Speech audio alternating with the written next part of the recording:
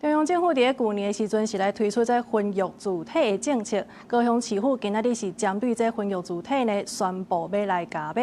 市长陈其迈是表示讲，这新起的大寮社体婚育主体这户数呢是会提悬到40%。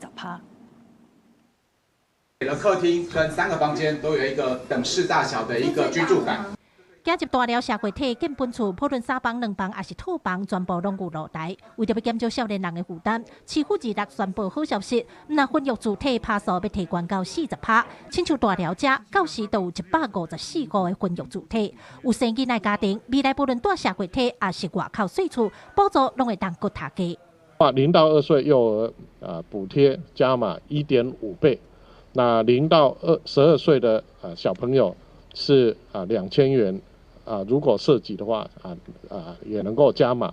那预计可以照顾12560户的育儿租屋家庭。原地中央都提供税厝的补助，高雄市嘛针对生囡仔税厝的家庭另外加码，生一个4000，两个8000，对今年开始加码搁读加。若是有2岁以下幼儿，补助全部读1.5倍。户口若设伫高雄，一个会当搁领2000，而且无论住社会体也是家己税厝拢会使请。有民众听到消息讲，感觉袂歹。 恁来讲，你感觉安尼补贴真正会帮助人生囡仔？当然嘛是恩哦，赞哦，我支持政府的。这只有一点点，那生小孩的部分，养育是花很大的花费啊。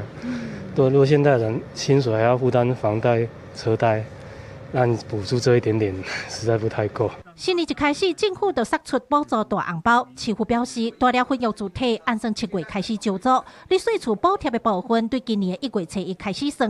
原本有申请补助的人，市府会主动寄通知。若是有囡仔拄出事，市府嘛结合户政系统，寄通知甲民众讲。记者柯家族副朝阳高阳长报道。